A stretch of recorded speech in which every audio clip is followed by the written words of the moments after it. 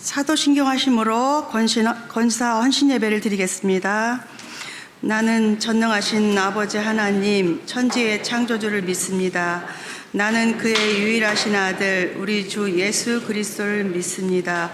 그는 성령으로 잉태되어 동정녀 마리아에게서 나시고 본디오 빌라도에게 고난을 받아 십자가에 못 박혀 죽으시고 장사된 지 사흘 만에 죽은 자 가운데서 다시 살아나셨으며 하늘에 오르시어 전능하신 아버지 하나님 우편에 앉아 계시다가 거기로부터 살아있는 자와 죽은 자를 심판하러 오십니다.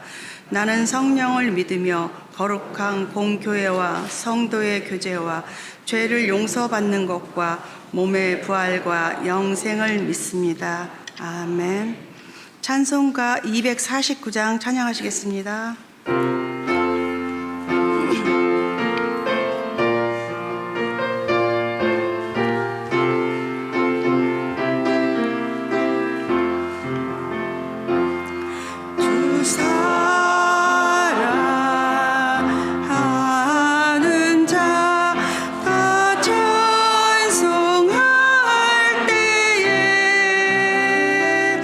그 보좌 앞에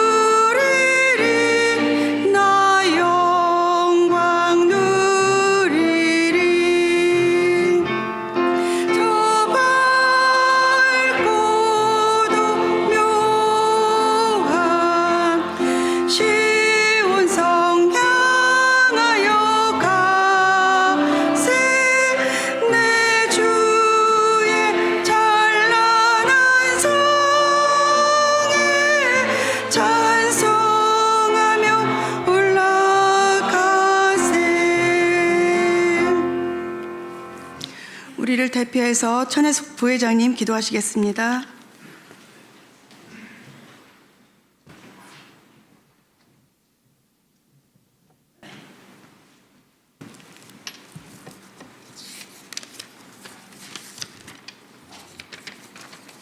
기도드리겠습니다.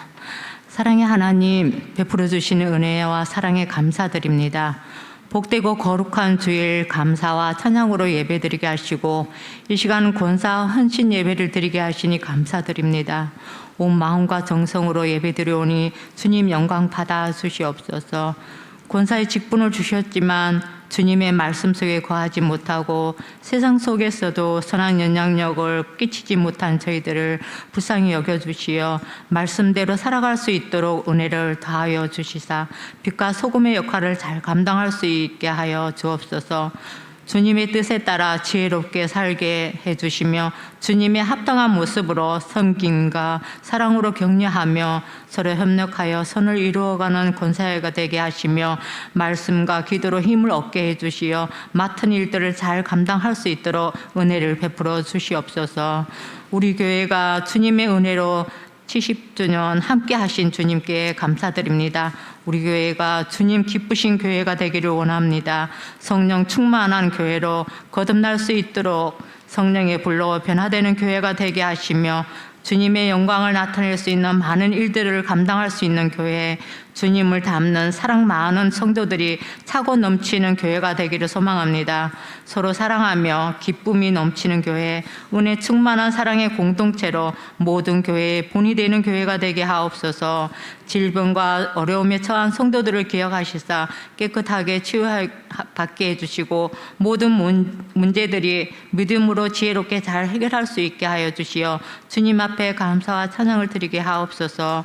이제 말씀을 듣습니다. 말씀을 전하시는 목사님 능력과 권능으로 성령님께서 함께 하여 주시어 말씀을 선포하실 때 우리의 심령이 주님의 심령으로 변화되어 삶 속에서 주님을 증거하는 삶이 되게 하옵소서. 감사드리며 사랑이 많으신 예수 그리스도의 이름으로 기도드립니다. 아멘. 하늘에 계신 우리 아버지 이름이 거룩히 여김을 받으시오며 나라의 마옵시며 뜻이 하늘에서 이룬 것 같이 땅에서도 이루어지이다. 오늘날 우리에게 일용할 양식을 주옵시고 우리가 우리에게 죄 지은 자를 사하여 준 것 같이 우리 죄를 사하여 주옵시고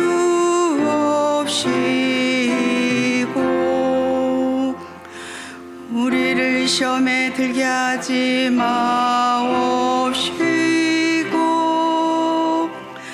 다만 악에서 구하옵소서.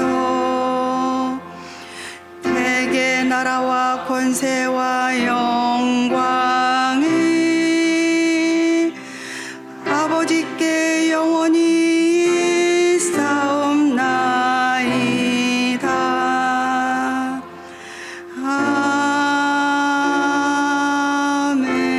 아멘.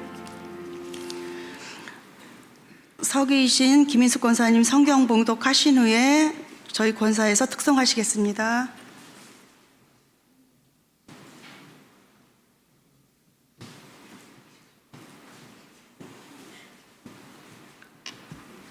하나님의 말씀은 창세기 26장 23절로 25절 말씀입니다. 구약 37쪽에 있습니다. 다 찾으신 줄 알고 봉독하겠습니다. 이삭이 거기서부터 보엘세바로 올라갔더니 그 밤에 여호와께서 그에게 나타나 이르시되 나는 내 아버지 아브라함의 하나님이니 두려워하지 말라. 내 종 아브라함을 위하여 내가 너와 함께 있어 내게 복을 주어 내 자손이 번성하게 하리라 하신지라. 이삭이 그곳에 제단을 쌓고 여호와의 이름을 부르며 거기 장막을 쳤더니 이삭의 종들이 거기서도 우물을 팠더라. 아멘.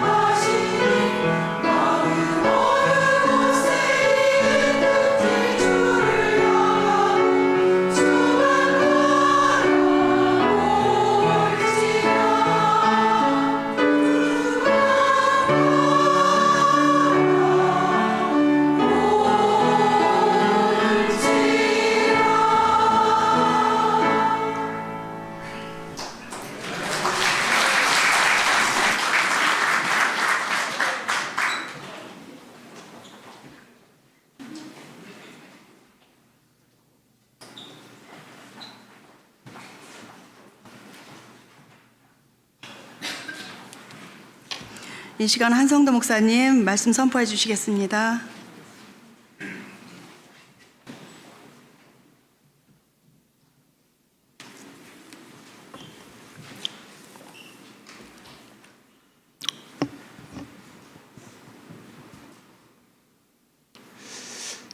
세월을 한참 흐르면서 느끼는 것은 제가 예수를 믿었다는 것이 너무도 좋고 참 행복하다는 생각을 더 자주 하게 됩니다.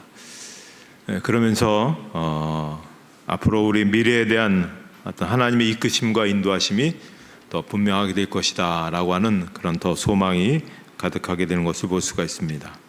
그래서 성경을 볼 때마다 더 그런 것들을 더 확신하게 되는데요. 오늘 창세기 26장에 나타난 여러 가지 사건을 통해서 우리가 더 그것을 한 번 더 생각해 보겠습니다. 자, 이삭이 지금 가나안 땅에 기근이 들게 됩니다. 그래서 이제 블레셋으로 피신하게 되죠. 가나안 땅에 계속 있다가는 굶어 죽을 수 있기 때문에 하나님께서 이삭에게 블레셋 땅으로 가라 그렇게 하셨습니다. 그래서 저 지도에 있는 것처럼 이스라엘 땅이 사실 그렇게 큰 땅이 아니지 않습니까? 그런데 이제 거기서도 이제 저 그랄이라고 하는 땅으로 그렇게 이제 가서 머무르게 되었습니다. 이삭이 아버지가 머물고 있는 그 땅에서 왔다 갔다 하는 것이죠. 그렇게 멀리 뭐 다른 굉장히 멀리 이동하는 것은 아니었습니다. 자, 그런데 이제 그 블레셋에 가보니까 지역에 가보니까 그 왕이 아비멜렉이라 이렇게 나와 있는데 이것은 이제 왕의 이름이 아비멜렉이라는 뜻이 아니라 블레셋 왕을 지칭하는 그런 이름을 블레셋 왕이다라는 것이 아비멜렉이라고 그렇게 부른 것을 볼 수가 있습니다. 자, 창세기 26장 22절에 보면 이삭이 거기서 옮겨 다른 우물을 팠더니 그들이 다투지 아니하였으므로 그 이름을 르호봇이라 하여 이르되 이제는 여호와께서 우리를 위하여 넓게 하셨으니 이 땅에서 우리가 번성하리로다 하였더라. 자, 그런데 여기서 이제 이삭의 중요한 자세가 뭐냐면 이 땅에서 우리가 번성하리로다 이런 이제 고백을 합니다. 하나님께서 천지 창조를 마치신 후에 창세기 1장 28절을 보면 하나님이 그들에게 복을 주시며 그들에게 이르시되 생육하고 번성하여 땅에 충만하라 땅을 정복하라 이렇게 말씀하십니다. 자, 하나님께서 생육하고 번성하라 이렇게 말씀하셨거든요. 어디 가든지 생육하고 번성하라 그렇게 말씀하셨기 때문에 이삭이 이제 신앙적인 고백을 하는 겁니다. 내가 이 땅에 와서도 하나님의 은혜로 번성하겠다, 번성의 은혜를 누리겠다라고 하는 그런 고백을 하고 있는 겁니다. 이 부분이 우리에게 오늘 참 귀한 부분이라고 볼 수 있는 게 뭐냐면 하나님께서 우리에게 그렇게 말씀하시면 우리가 그대로 그 말씀을 받아서 그대로 우리가 같이 선포를 할 수 있어야 된다는 겁니다. 내가 많은 열매를 맺는 인생이 될 것이다 라고 말씀하셨다면 아멘, 하나님 내가 열매를 많이 맺는 인생이 될 것입니다, 그렇게 원합니다 라고 그렇게 해야 된다고 하는 것이죠. 자, 지금 이삭의 신앙 고백은 천국에서만 누리게 될 축복이 아니라 현실에서도 경험하게 되는 그러한 것을 볼 수가 있습니다. 그래서 이것은 우리가 현실의 삶을 살아가는 데 있어서도 경험할 수 있는 중요한 진리를 오늘 본문이 우리에게 몇 가지 말씀하고 있는데요. 먼저 우리는 하나님 안에서 살게 될 때 하나님께 주시는 놀라운 복을 경험할 수 있다고 하는 것입니다. 여기 보면 그냥 평범한 복이 아니라 놀라운 복을 우리가 살아가면서 얻게 된다고 하는 것이죠. 자, 창세기 26장 12절에 보시면 이삭이 그 땅에서 농사하여 그 해에 100배나 얻었고 여호와께서 복을 주심으로. 자, 농사를 지었더니 100배의 복을 받았습니다. 1억을 투자했더니 100억이 그렇게 수입이 났습니다. 그렇게 이삭이 복을 받았다는 것이죠. 그래서 창세기 26장 13절 이하에 보면 그 사람이 창대하고 왕성하여 마침내 거부가 되어 양과 소가 떼를 이루고 종이 심히 많으므로. 이삭이 엄청난 그런 부자가 되었습니다. 자, 그렇게 될 수 있었던 원인을 창세기 26장 12절에서 뭐라고 말씀하시냐면 여호와께서 복을 주심으로 이렇게 되어 있습니다. 자, 이렇게 이삭이 갑자기 복을 받았습니다. 지금 먹고 살기 어려워서 다른 나라에 피신을 갔는데 그것도 엄청난 거리로 이동한 게 아니라 바로 옆으로 피신 갔는데 우연히 된 것도 아니고 조건이 잘 맞아서 된 것도 아닙니다. 게다가 이 이삭이 보인 여러 가지 행동을 보게 되면 복받을 만한 조건이 그렇게 별로 많지 않았습니다. 심지어 피신한 속에서도 자기 아내를 누이라고 속여서 그 왕에게, 블레셋 왕에게 책망을 들을 뿐만 아니라 별로 사람들에게 그렇게 신망의 대상이 되지 못했던 것이죠. 인격적으로나 신앙적으로 뭔가 좀 드러나야 되는데 오히려 부끄러움을 당했는데 그럼에도 불구하고 100배의 복을 받았습니다. 자, 바로 인접한 가나안 땅, 뭐 그렇게 먼 거리도 아닌데 거기에서는 가뭄이 들어서 막 굶어 죽어가고 있는데 별로 멀지도 않는 이 블레셋 땅에서 이삭이 100배의 복을 받았다는 것은 그야말로 이건 엄청나게 놀라운 그런 일이죠. 더구나 이 땅은 원래부터 척박한 땅들이었습니다. 농사 짓기가 굉장히 어려운 그러한 땅이었는데 그런 땅에 갔는데도 불구하고 그러한 복을 받았다는 것. 그 이유는 뭐냐면 하나님께서 복을 주셨기 때문에 그렇습니다. 자, 그래서 이삭이 왜 복을 받았는가? 왜 하나님께서 이삭에게 복을 주셨는가? 자, 그것을 창세기 26장 3절에 말씀하고 있습니다. 한번 같이 읽도록 하겠습니다.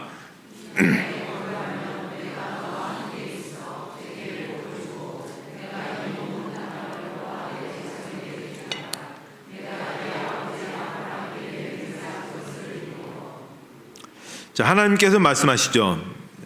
하나님께서 가라고 하신 곳에 가면 그곳이 형편이 어떻든지 뭐 좋든지 나쁘든지 관계없이 하나님께서 복을 주신다는 것입니다. 자, 이런 얘기를 하게 되면 어떤 분들은 좀 약간 좀 그렇게 반응들이 편치 않는 반응들을 가질 수 있습니다. 예수 믿는다고 해서 그렇게 건강하고 부유해지고 잘 먹고 잘 살고 이런 식으로 예수를 믿는 것, 그런 얘기를 하는 것 아니냐라고 얘기할 수 있을지도 모릅니다. 흔히 말하는 한때 미국에서 유명한 번영의 신학, 또 부유의 신학, 그래서 한국에서도 들어와서 엄청난 그런 파급 효과를 가져서 지금도 많은 한국교회에 영향을 미치기도 했습니다. 심지어 어떤 사람들은 굉장히 노골적으로 얘기하죠. 예전에 미국의 어느 교회 세미나에 갔더니 아주 그 노골적으로 그렇게 예수를 믿으면 건강하고 병낫고 부자 되게 해주실 줄 그렇게 믿는다라고 고백하려면 하나님께서 그렇게 해주신다고 막 아예 그것만을 얘기하는 그런 교회도 있었습니다. 참 어떻게 보면 나쁘끄러울 정도로 굉장한 그런 이야기를 하는데 또 그렇게 또 많은 사람들이 거기 와서 그 세미나를 듣고 있더라고요. 자, 그런데 그런 것을 가만히 보면 그것은 믿음의 동기가 잘못되었다라고 볼 수가 있습니다. 자, 우리는 죄인이고 이 죄를 가지고 있다는 지옥에 떨어져 영원한 고통을 받을 수밖에 없다는 사실을 깨닫고 회개해서 죄를 용서받기 위해 예수를 믿는 것이 오늘 예수를 믿는 그런 동기여야 되는 것입니다. 그러니까 예수님을 믿는 이유는 다른 것 없습니다. 죄의 용서함을 받아야 하는 것이고 오직 하나님이 천지를 창조하신 하나님이시고 그분만이 참된 하나님이시기 때문에 그래서 그 하나님을 믿는 것이다. 이것이 우리의 신앙의 바른 동기여야 된다고 하는 것입니다. 또 반면에 또 너무 극단적으로 나간 사람이 있습니다. 이쪽에 나간 사람들은 막 극단적으로 막 그냥 복만을 추구하는 사람이 있는 반면에 또 이쪽에는 뭐냐면 예수를 믿는 것은 자기를 부인하고 자기 십자가를 지고 주님을 따르는 것이기 때문에 고통스럽고 고생스러운 것이다라고 이야기합니다. 그래서 수도원에 들어가서 심지어 결혼도 하지 않고 모든 것을 다 내어놓고 그렇게 금욕주의처럼 사는 것이다라고 그렇게 이야기하는 분들도 있습니다. 그러나 기독교는 금욕주의가 아니죠. 자, 분명한 것은 그렇습니다. 성경에서 말씀하신 대로만 우리가 제대로 이야기하면 됩니다. 공연히 다른 것을 붙이고 다른 것에 너무 중요하게 그렇게 주장할 필요는 없는 것이죠. 자, 하나님의 뜻은 생육하고 번성하는 겁니다. 기독교는 금욕주의도 아니고 현세적인 복만을 추구하는 것도 아닙니다. 우리의 동기는 죄를 회개하고 참된 하나님께로 돌아가려는 그것이 우리가 예수를 믿는 그런 동기여야 하는 것입니다. 그런데 성경을 통해서 보면 예수를 믿고 성도가 되면 이 땅에서도 하나님께서 우리에게 놀라운 복을 주신다는 것입니다. 그러니까 영적인 복을 주시는 것뿐만 아니라 또 이 땅에서도 복을 주시는 것이죠. 자, 육신적으로 무절제하던 사람이 예수를 믿게 되면 여러 가지 이제 무절제하는 삶을 다 정리하니까 몸이 건강해지지 않습니까? 육체적으로 건강해질 수 있고 가정적으로도 막 서로 막 서로 그 상대편을 이용해서 살려고 하던 사람들이 하나님의 은혜로 서로 만나게 해주셨으니 거기서 아름다운 그런 가정의 화목을 이룰 수 있는 자리로 나갈 수 있는 것이죠. 물질적으로도 흥청망청 쓰는 것이 아니라 저축하고 부자가 되는 것이죠. 그래서 자본주의가 생겨지고 자본주의 부자들이 기독교인들이 많아질 수 있었던 것도 바로 그런 겁니다. 또 정신적으로도 늘 외롭게 살던 사람이 교회를 나오면서 많은 사람들과 더불어서 한 믿음의 지체와 공동체를 이루게 되니까 또 정서적으로 굉장히 안정이 되죠. 영적으로도 죄를 용서받으니까 마음의 평강이 찾아오고 성령께서 함께 하시고 삶을 인도하시니까는 현실에서도 기쁘고 또 미래에 또 천국에 가서도 영원한 그러한 삶을 누리게 되는 것이 있으니 참 복이라 볼 수 있습니다. 그렇게 생각해 보면 이렇게도 감사하고 저렇게도 감사할 일이 한두 가지가 아닌 것이죠. 그래서 예수를 믿고서도 불평하게 되면 점점 인생의 하얀 곡선을 그리게 되는 것을 볼 수가 있습니다. 반면에 무조건 감사하고 늘 감사하게 되면 인생의 상향 곡선을 그리며 나가는 것을 볼 수가 있습니다. 인류 역사를 봐도 참된 기독교가 들어간 나라는 깨끗하고 좋습니다. 그래서 뭐든지 그래도 공정하려고 굉장히 노력하는 것이 기독교적인 세계가 갖고 있는 그런 나라들이죠. 반면에 부패하고 비성경적인 기독교가 들어간 그런 나라들은 어떻습니까? 저 남미 같은 경우도 그렇고 또 부패한 그런 나라들은 어떻습니까? 대부분 살기가 참 어렵습니다. 힘들고 그래서 지금 먹고 살기 어려우니까 무조건 미국으로 지금 그렇게 가려고 하지 않습니까? 자, 공산주의가 들어간 나라는 어떻습니까? 많이 부패했죠. 겉으로는 같이 나누자 그러지만은 사실은 몇 사람들이 독점하고 그런 것 아니겠습니까? 우리가 지금 아시안 게임에서 축구가 아시안 그 축구 경기가 벌어져서 4강에 올라가서 좋은데 중국은 예선에서 이제 거의 떨어지게 되지 않았습니까? 왜 중국이 그렇게 인구도 많고 또 중국의 그 축구 선수들, 프로 축구 선수들의 연봉이 우리나라 프로 축구 선수들의 연봉보다 10배는 더 많습니다. 세계적인 그 사람들 엄청난 돈을 들여다 놓고 배우려고 그렇게 하는데도 불구하고 이번에도 골 하나 제대로 넣지 못하고 한 이유는 뭐냐면 어떤 분이 그런 얘기를 하더라고요. 그것이 중국의 이 리더십들이 부패했기 때문이라는 거죠.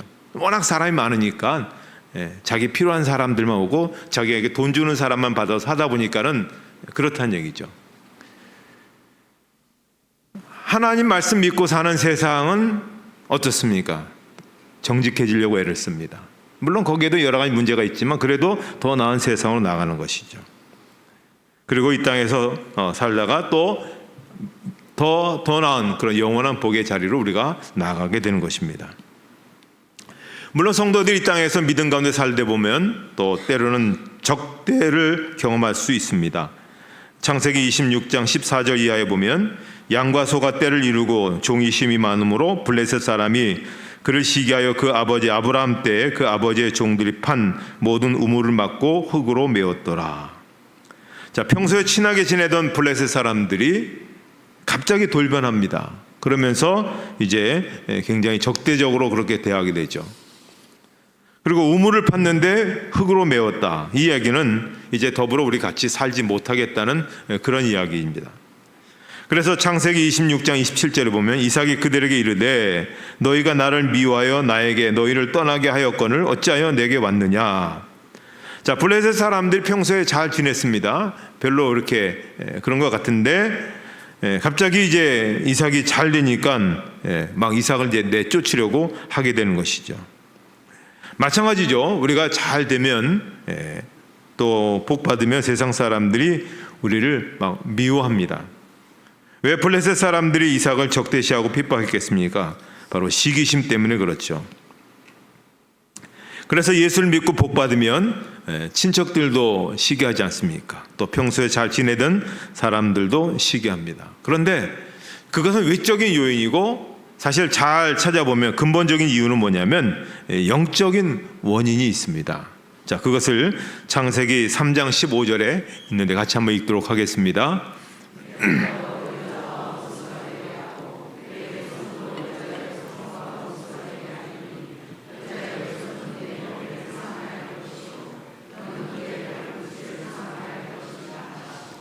자, 여기 보면 여자의 후손과 뱀의 후손이 원수가 되었다고 했습니다. 불신자들과 그리스도인들은 영적으로 대적하는 관계이기 때문에 불신자들이 성도를 핍박하게 되는 것이죠. 그래서 우리가 복을 많이 받게 되면 세상을 살아가게 될 때 마귀가 우리의 대적이 된다라고 하는 것을 우리가 먼저 예상을 해야 됩니다. 사도 바울이 디모데후서 3장 12절에 보면 무릇 그리스도 예수 안에서 경건하게 살고자 하는 자는 박해를 받으리라. 그러니까는 복음적인 그런 신앙을 갖고 있는 성도들은 이 세상에서 더 미움과 박해를 받을 수밖에 없는 것입니다.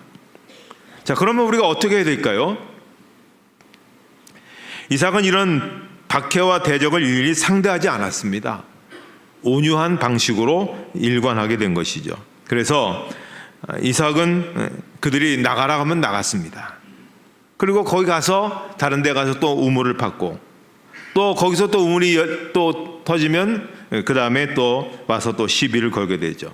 그래서 오늘 그 26장에 보면 그렇게 말씀하잖아요. 그들이 이삭이 판 우물을 에색이라고 하는 그런 우물이 있습니다. 거기서 말다툼이라는 뜻의 이름을 붙인 거죠. 그래서 또 우물을 파고 싸움이 나니 그것을 신나, 그래서 대적이라 이름을 붙이고, 또 우물을 파서 물이 나왔는데 그때는 쫓아오지 않으므로 우물 근처 땅이 넓다고 해서 르호봇이다. 그래서 지도에 있는 것처럼 그렇게 넓지 않은 땅에서 옮겨가는 겁니다. 사실 여러분, 저 지금 그 우물을 파는 것이 쉽지 않습니다. 이스라엘은 우물이 하나가 있으면 마을이 하나 형성이 되는 거거든요. 근데 이 우물이라는 것이 우리처럼 이렇게 팠다고 해서, 깊이 팠다고 해서 물이 나오는 것이 아니라 아무리 파도 물이 안 나오는 경우가 많습니다. 왜냐하면 지금 저 지역들이 다 지금 1년 연간 강수량이 200mm도 안 되는 그런 지역이거든요. 저런 곳에서 우물이 나온다는 것은 이것은 굉장한 축복인 것이죠. 결국 이삭이 르호봇에서 또다시 브엘세바로 올라가서 우물을 파게 되는 것을 볼 수가 있습니다. 그래서 이삭의 별명이 우물의 사람 아니겠습니까? 자, 이삭은 핍박을 받으면 싸우지 않았습니다. 이거 내가 팠는데 뭐 그래갖고 뭐 자기 우선권을 주지 하지 않고, 그래 그럼 니네들 가져라. 그리고 또다시 옮겨간 것이죠. 에서 같았으면 벌써 화를 화들짝 내면서 싸웠을 것입니다. 그렇지만 이삭은 하나님이 이 땅을 내게 주시라고 약속하셨고 이곳이 내 땅이라는 분명 확신이 있기 때문에 싸울 이유가 없는 겁니다. 하나님께서 옮겨가라 하시면 또 다른 이유가 있는 것이고 거기서 하나님께서 복을 주실 것이다. 그렇게 지금까지 그런 경험들이 있지 않았겠습니까? 그러니까 우리가 이제 여러 가지 뭐 세상 사람들과 같이 뭐 여러 가지를 우리가 하면서 이 세상을 살아가게 될 때 때로는 불신자들이 핍박하고 다투고 뭐 그렇게 막 한다 할지라도 그럴 필요가 없는 것이죠. 그 사람들이 저주하면 오히려 축복하고 중상모략하면 오히려 친절한 말로 대접하면 됩니다. 왜냐하면 하나님께서 우리에게 어떤 상황을 허락하시고 우리로 하여금 여러 가지 일들이 있게 하시면 우리가 그 상황 속에서 하나님께서 우리를 또 축복해 주시고 또 은혜를 주시는 그런 일들이 있기 때문에 그렇습니다. 그래서 이삭은 아무리 그런 자기를 대적하는 사람들이 뭐라 할지라도 그들과 정면 대응하지 않고 또 싸우지도 않았습니다. 가라 하면 갔고 또 옮기라 하면 옮겼습니다. 시편 37편 1절 이하에 이런 말씀이 나옵니다. 악을 행하는 자들 때문에 불평하지 말며 불의를 행하는 자들을 시기하지 말지어다. 그들은 풀과 같이 속히 배임을 당할 것이며 푸른 채소같이 쇠잔할 것이미로다. 여호와를 의뢰하고 선을 행하라. 땅에 머무는 동안 그의 성실을 먹을거리로 삼을지어다. 또 여호와를 기뻐하라. 그가 내 마음의 소원을 내게 이루어 주시리로다. 자, 하나님은 악한 사람들을 푸른 채소처럼 베어버리십니다. 채소를 베어서 벗겨버리면 그냥 말라버리지 않습니까? 악한 사람들의 운명은 바로 그렇다는 것이죠. 그들은 베어버리고 말 그런 운명이라는 겁니다. 그러나 우리들은 약하고 부족한 것 같아도, 복이 없고 모자란 것 같아도, 이 세상에서 어떤 힘이 없는 것 같아도 하나님께서 힘 있게 하시고 하나님께서 복 있게 하시고 하나님께서 강하게 해주시는 은혜를 더 주신다는 것입니다. 그리고 우리가 여러 가지 박해를 당할 때마다 하나님이 또 적절한 위로를 우리에게 주시는 것입니다. 창세기 26장 23절로 24절 말씀 한번 같이 읽도록 하겠습니다.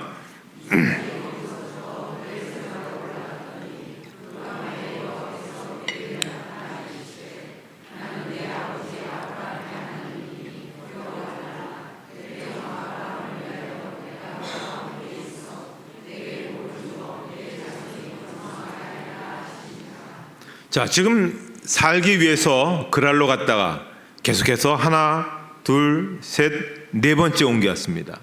굉장히 힘들겠죠. 우리가 지금 한꺼번에 그걸 보니까 그렇지만은 그 한 번 한 번이 얼마나 참 마음에 여러 가지 스트레스도 받았을 것이고 힘들었을 것입니다.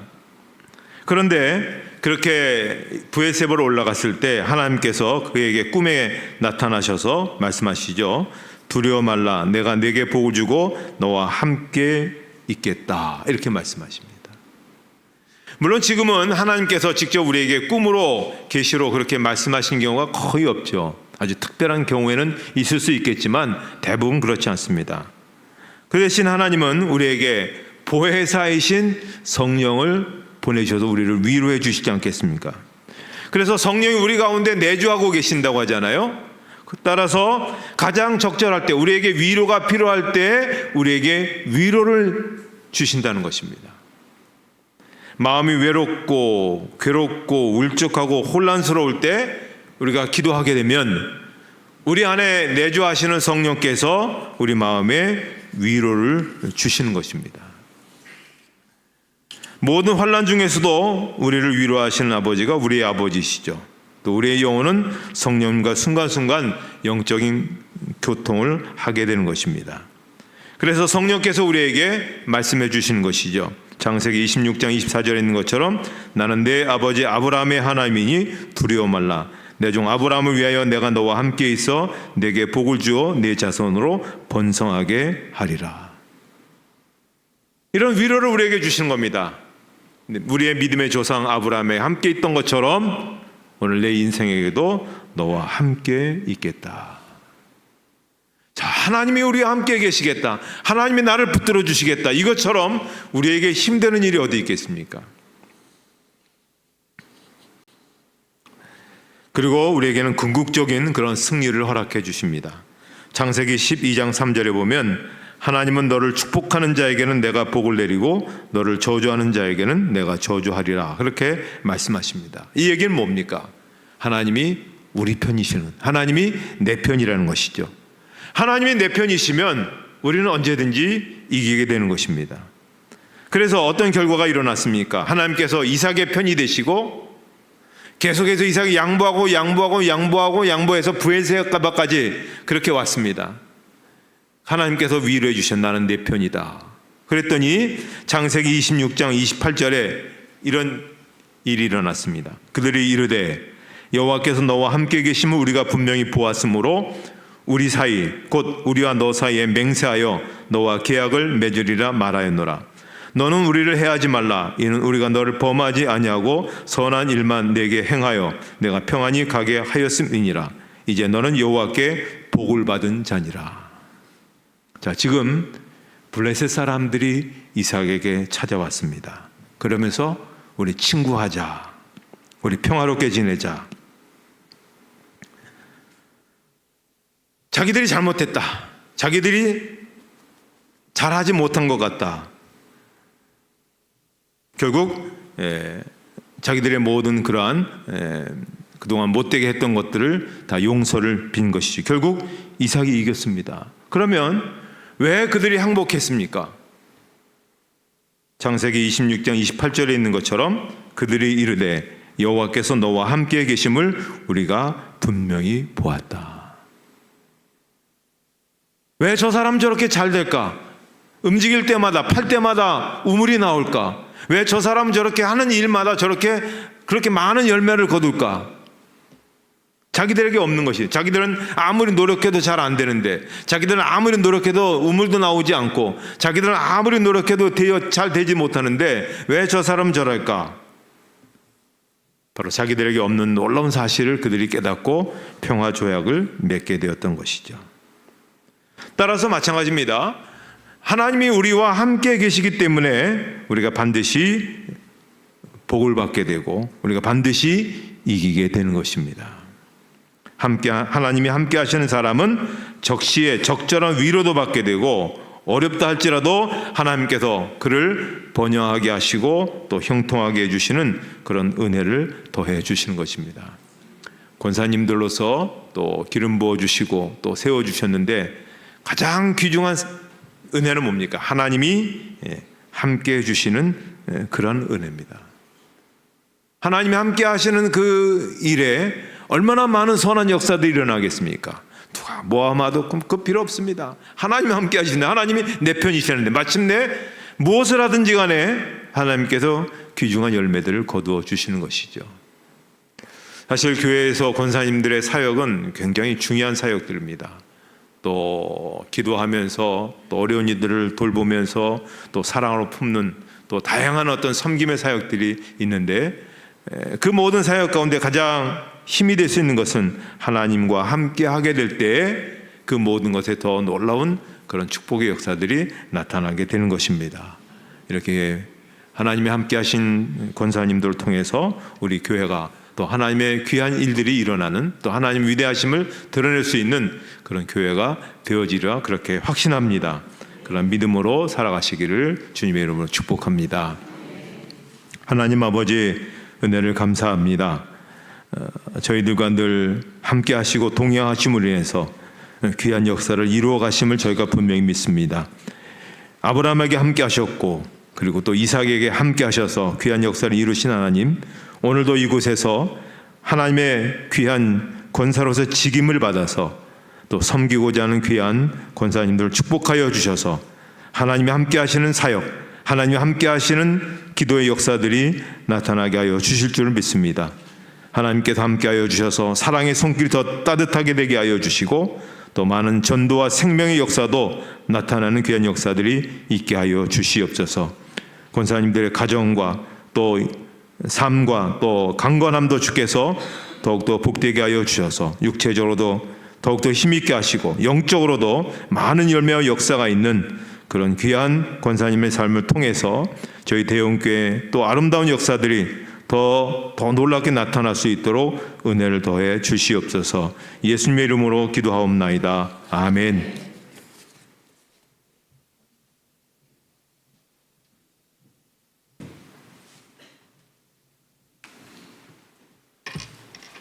찬송가 391장 찬양하시겠습니다.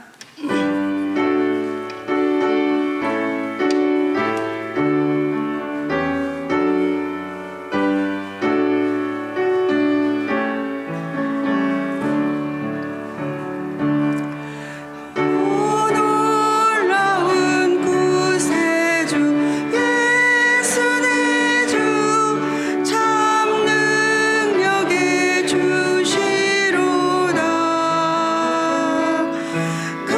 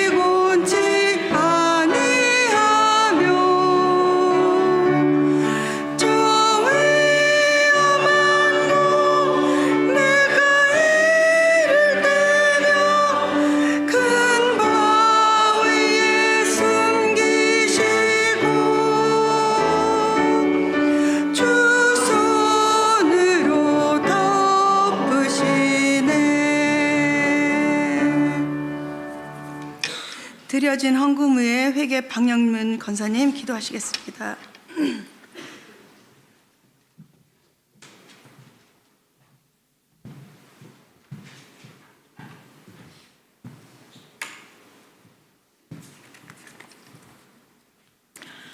전능하신 하나님 아버지 은혜를 감사합니다. 죄인된 우리를 자녀 삼아 주셔서 예배의 자리로 불러주시고 인도하여 주셔서 주님께 예배드리고 찬양하게 하신 하나님, 우리의 입술에서 주님을 향한 찬양과 감사가 끊이지 않게 인도하여 주옵소서. 주님의 몸된 교회를 70년 동안 은혜로 이끌어 주셔서 감사합니다. 주님 주신 은혜로 걸어갈 100년을 향해 나아갈 때에 우리 교회가 복음의 등불이 되는 그러한 교회가 되게 하여 주옵소서. 이곳에 성령 하나님 임재하여 주셔서 기도가 끊이지 않게 하시고 말씀의 능력이 나타나는 교회가 되어 지역을 밝은 빛으로 비추는 교회가 되게 하여 주옵소서. 늘 기도에 무릎을 꿇는 권사님들을 강건하게 붙잡아 주옵소서. 감사함으로 정성으로 마음을 모아 하나님 앞에 예물을 드립니다. 드려진 예물이 주님을 증거하는 데 바르게 쓰여지게 하시고 꼭 필요한 곳에 주님이 온전히 사용하여 주옵소서. 말씀을 듣고 돌아가는 발걸음을 인도하셔서 말씀을 받은 그 마음을 지켜주셔서 일주일도 말씀의 힘으로 잘 살아내게 인도하여 주옵소서. 주님의 손잡고 살아가는 하루하루를 인도하여 주심을 감사드리며 예수 그리스도의 이름으로 감사하며 기도드렸습니다. 아멘.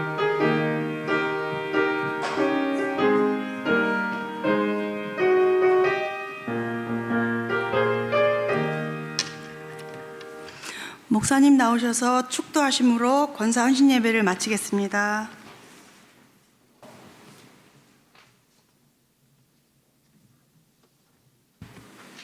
이제는 우리 주 예수 그리스도의 은혜와 하나님 아버지의 사랑하심과 성령의 인도하심과 교통하심이 헌신을 다짐한 권사님들 머리 위에 또 함께한 모든 교우들 머리 위에 이제로부터 영원토록 함께 없으기를 축원하옵나이다. 아멘.